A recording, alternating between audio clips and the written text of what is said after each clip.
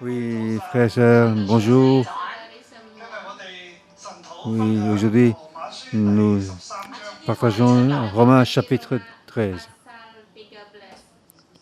Je vais parler un petit peu de ce qui a été au chapitre précédent. Chapitre 12 à chapitre 15, ça fait tout un ensemble. Dans la vie de justification, les enfants de Dieu dans une vie de justification. Chapitre 12, très important. Chapitre 12, c'est le commencement de la deuxième partie. Chapitre 1 à 11, ça parle de la justification, de la justification, le fruit de la justification.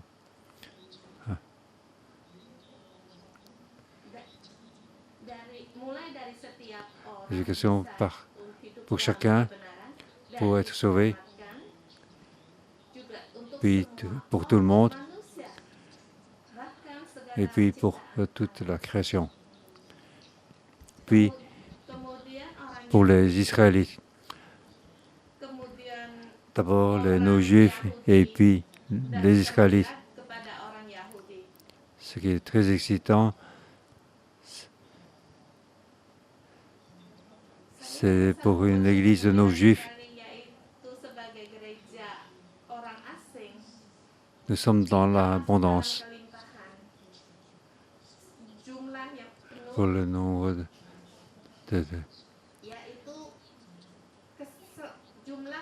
c'est le nombre de non-juifs qui sont tout à fait satisfaisants.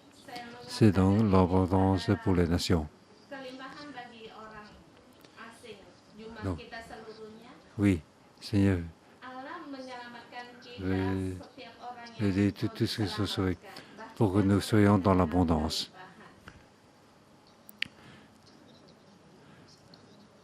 Dieu est si bon pour nous. Alors, nous devons donc conduire les Israélites pour avoir la foi en Jésus-Christ.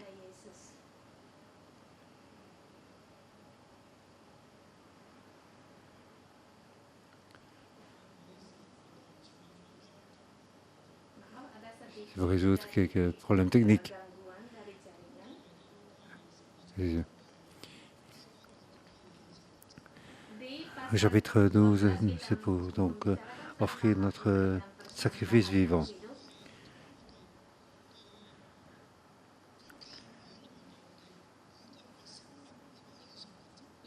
Donc pour chaque église, comment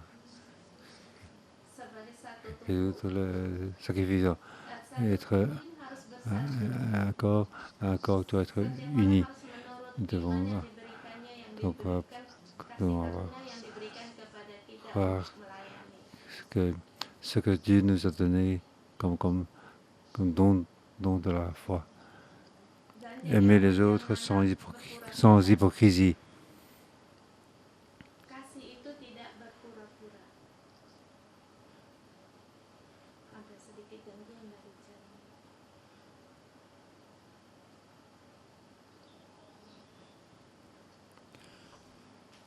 Cet amour, c'est un amour sans hypocrisie. Cet amour envers chacun dans l'Église.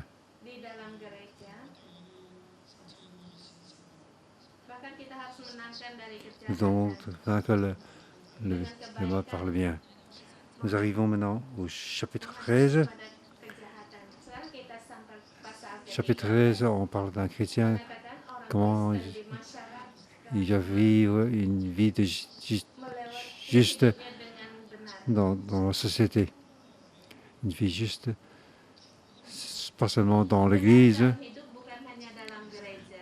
une vie de juste aussi parmi la société.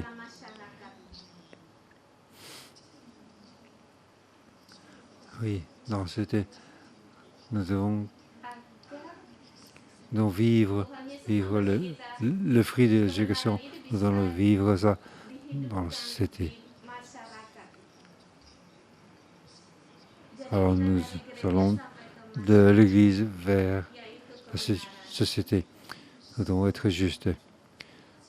Dans la société, il y a trois points. Donc ces 3 points, comment vivre une vie juste.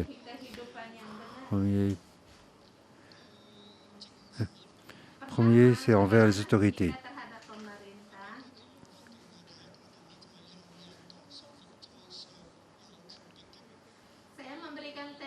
Le premier, c'est comme titre, tout le monde doit être aux autorités. Oh, il y a l'autorité, tout le monde doit que chacun se soumette aux autorités qui nous gouvernent, car toute autorité vient de Dieu et celles qui existent ont été établies par Dieu.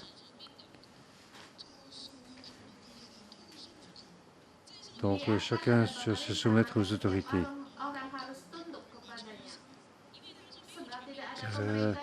Toute autorité vient de Dieu.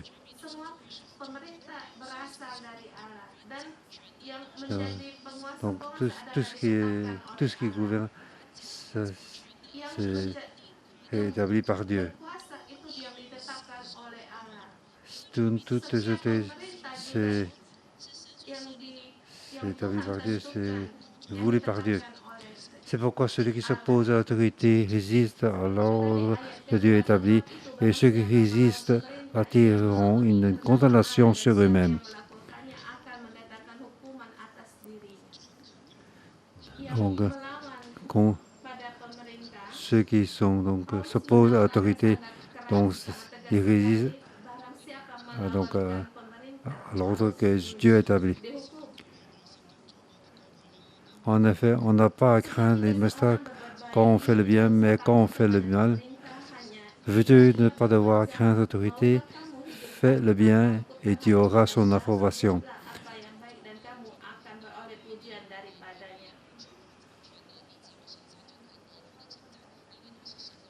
Car le magistrat est le serviteur de Dieu pour ton bien. Tout le monde doit se soumettre aux autorités. Car toute autorité qui vient de Dieu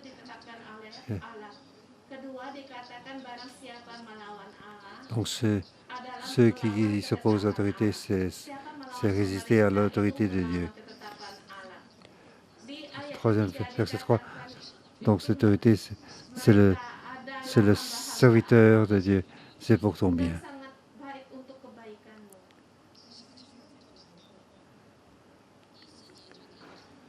En verset,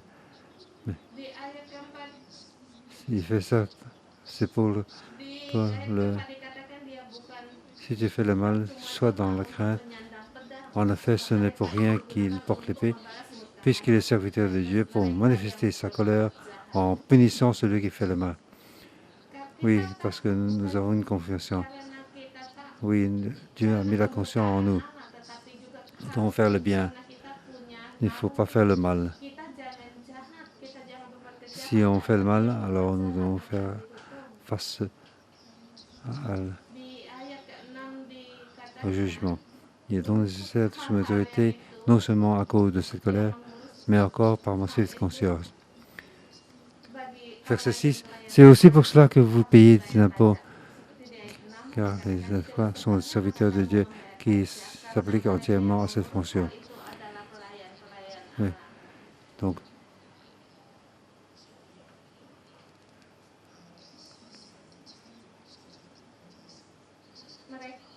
oui, c'est pour ça que nous devons payer des impôts. Il a été donc envoyé par Dieu pour faire cette chose. Il vient pour servir. Il est serviteur de Dieu. Il a une responsabilité.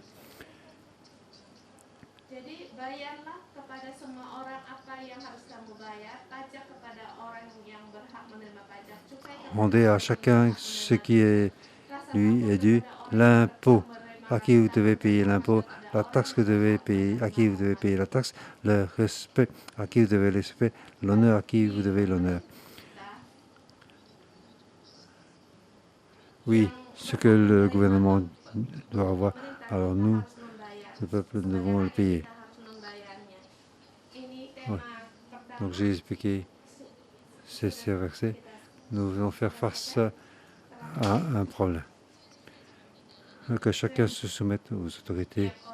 Et au verset 5, il est donc nécessaire de soumettre aux autorités, non seulement à cause de cette colère, mais encore par motif de conscience. Ici, il parle 2 fois que nous devons nous soumettre. Alors, c'est quoi se soumettre?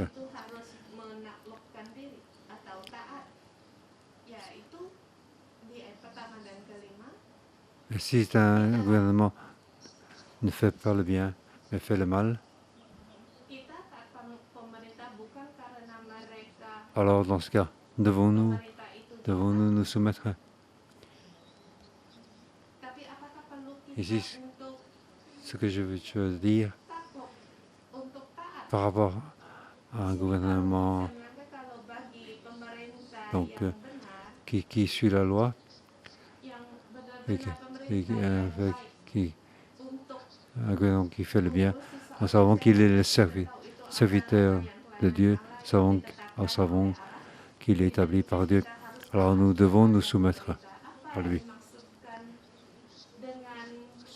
Se soumettre et la soumission, c'est différent.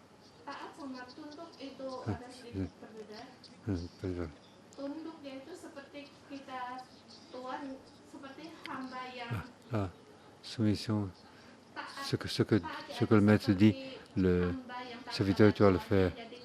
Ça, c'est écouter. Ici, se soumettre, ça veut dire que nous sommes en dessous. Notre partie, c'est que donc suivre une organisation.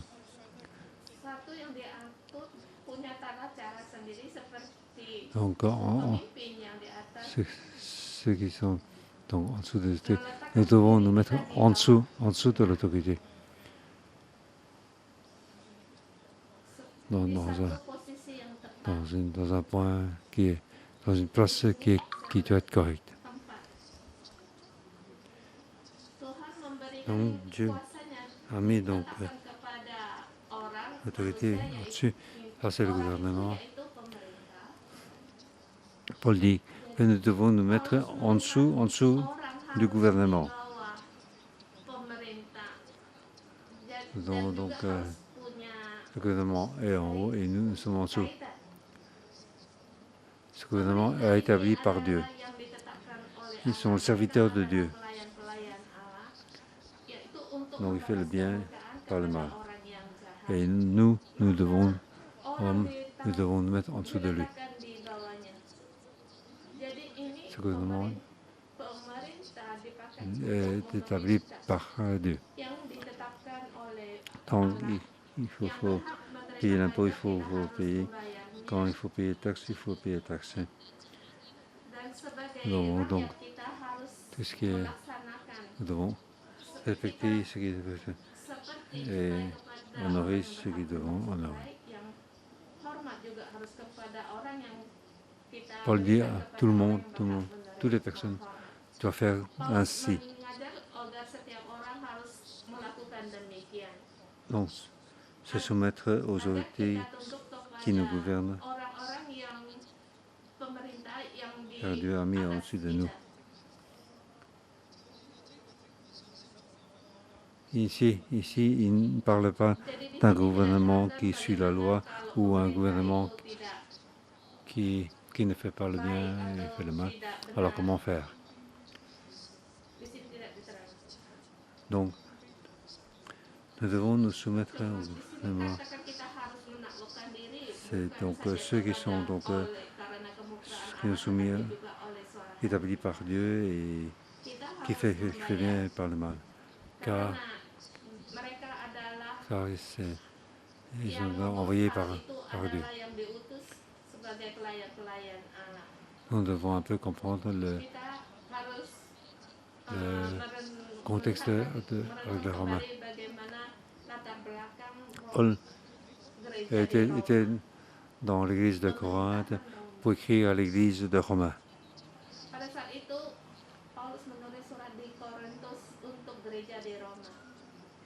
Il leur dit que je vais bientôt venir chez vous. Rome était la capitale de l'Empire romain. C'était à ce moment dans tout le monde le plus grand puissance de ce monde à cette période. Donc les Israélites étaient donc sous le contrôle des Romains. Ils ont perdu leur pays. Ils étaient donc sous l'autorité de ce gouvernement. Et Rome était à ce moment-là, lorsque Pomme a écrit, c'était dans les années 57 après Jésus-Christ.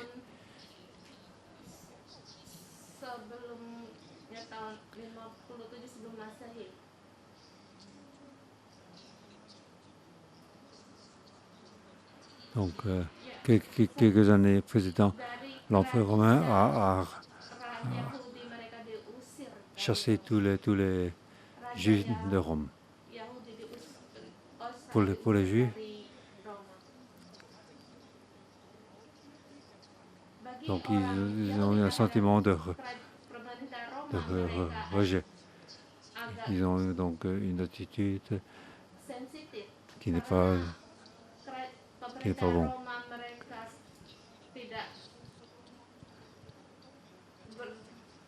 Donc parmi les frères juifs, ils ont un point de vue différent par rapport à l'autorité romaine. Certains sont un peu extrémistes, ils veulent quitter le gouvernement romain, d'autres ils veulent donc coopérer avec le gouvernement romain.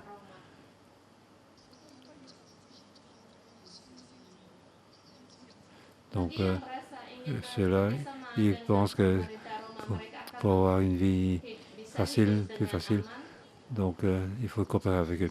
Certains donc collectent les impôts pour le gouvernement romain. Donc chacun a une attitude différente par rapport au gouvernement romain. À ce moment-là, le gouvernement les contrôlait. Dans ces conditions, les Juifs qui sont à Rome, ils devaient faire face, car ils étaient chassés de Rome, car le gouvernement ne les aime pas. Il les rejette. Il y a donc une certaine persécution. Ce n'était pas une grande persécution, mais une petite persécution. Mais c'était donc un début de persécution. Alors, comment faire? Parce que Paul devait aller à Rome. Il a écrit donc il a d'abord parlé de la justification. Comment dans l'Église nous devons être unis, comment aimer les uns les autres. Chacun, nous devons donc offrir notre corps comme un sacrifice vivant. Notre vie sur la terre, notre vie sur terre est donc nous sommes donc un sacrifice vivant. Nous aimons sur cette terre, ce n'est pas pour jouer à joie. Bien sûr, Dieu veut que nous ayons une vie abondante, joyeuse. Mais il ne faut pas oublier, depuis chapitre 12, nous devons nous offrir comme un sacrifice vivant notre corps.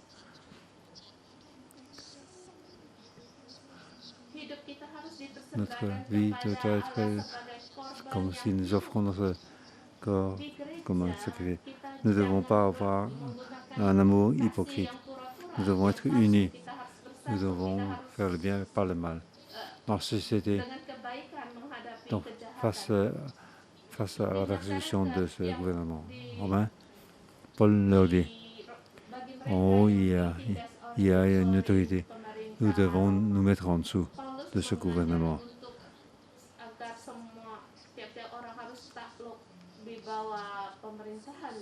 Donc, se soumettre n'est pas une soumission. Mais nous devons nous mettre en dessous, car nous avons notre responsabilité à nous. Aujourd'hui, c'est ce verset nous rappelle un appel très très important. Maintenant, nous arrivons à la deuxième partie. C'est le verset 8 à 10. Vous ne devez rien à personne. Nous devons aimer. Vous ne devez rien à personne si ce n'est de vous aimer les uns les autres, car celui qui aime les autres a accompli la loi.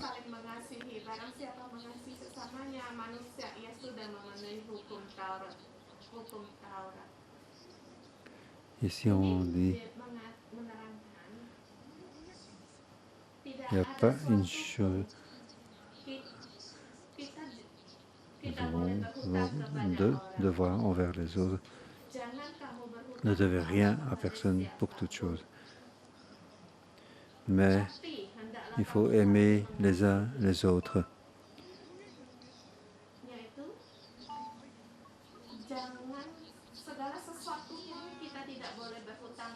Nous devons aimer les uns les autres.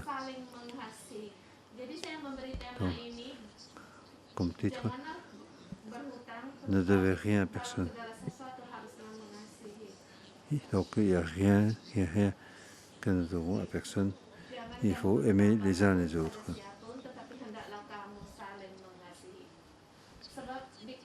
Hein?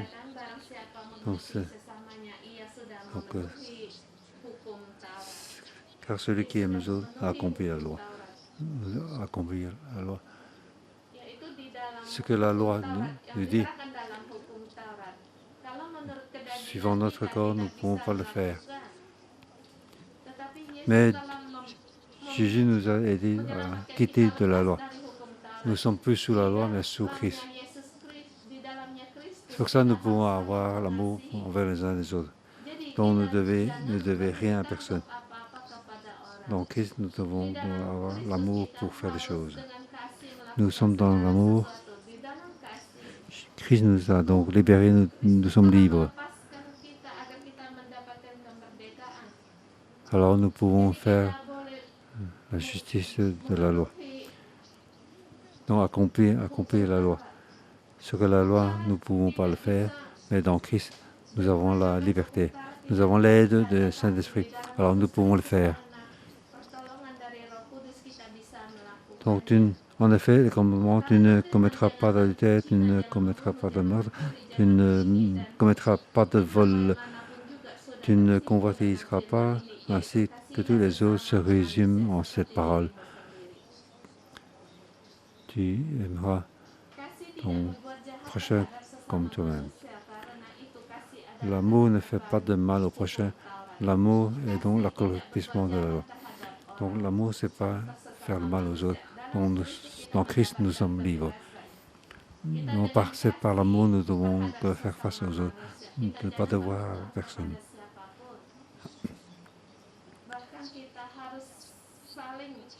Nous, tout aussi devons pour aimer chacun, pour aimer les autres. Nous ne devons pas dire oh, je t'aime déjà assez bien, assez, donc il ne faut pas faire, il ne faut pas aimer plus. Non, ce n'est pas comme ça. Quand on pardonne, ce n'est pas en pardonnant.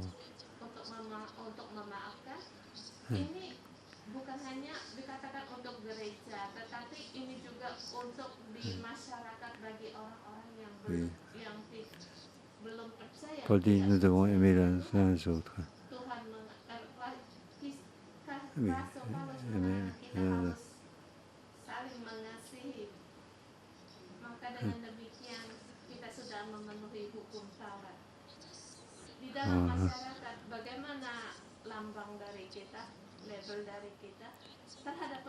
Par rapport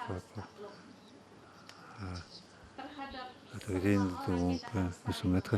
Par rapport aux autres, nous devons aimer les uns les autres. Donc, troisième partie, versets 11 à 14. La fin du temps est arrivée. Nous devons nous réveiller. Oui, nous devons nous réveiller. Cela est d'autant plus important que vous savez quel temps nous vivons. C'est l'heure de vous réveiller enfin du sommeil, car maintenant le salut est plus près de nous qu'au moment où nous l'avons cru.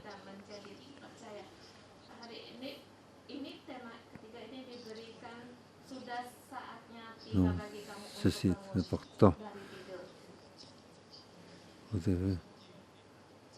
C'est d'autant plus important que vous savez.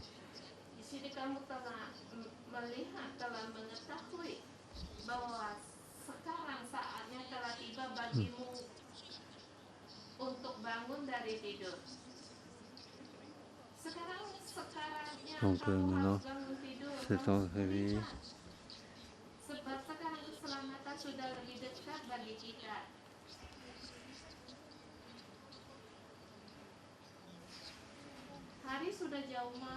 La nuit est bien avancée, le jour approche, débarrassez-nous donc des œuvres de ténèbres et revêtons des armes de lumière.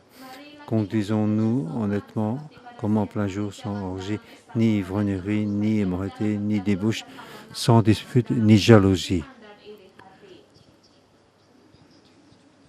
Mais revêtez-vous du Seigneur Jésus-Christ et ne vous préoccupez pas de votre nature propre pour satisfaire ses convoitises. Donc maintenant, il faut donc réveiller du sommeil. Ça veut dire, c'est l'heure de réveiller. Nous sommes donc à la fin des temps. Donc nous sommes donc, le salut est plus près de nous qu'au moment donc la nuit est bien avancée. Donc nous sommes donc proches de la fin du temps. Donc, maintenant, le salut est plus près de nous qu'au moment où nous l'avons cru. Donc ne marchez plus marcher dans le ténèbre. Donc se lever plutôt. Il faut être éveillé. Il faut nous débarrasser des actes de ténèbres. Oui, donc faire les choses dans la lumière. Nous sommes déjà sauvés. Donc le résultat, la justification est déjà sur nous. Donc nous devons donc préoccuper de notre statut pour satisfaire ces convoitises. Parce que dans la société, il y a beaucoup de convoitises dans ce monde. Dans la société, il y a plein d'immoralité et de débauche dans la société. Car ils peuvent aller dans le temple pour se prostituer avec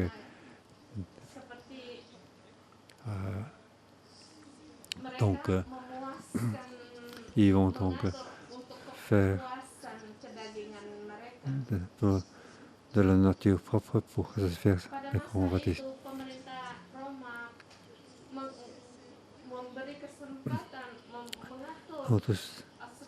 Toutes ces mauvaises immoralités, c'est donné par la société.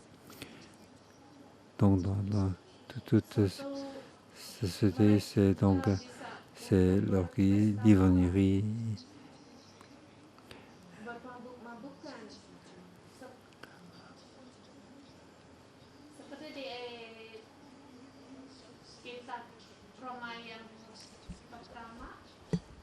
Oui, dans les deux premiers chapitres.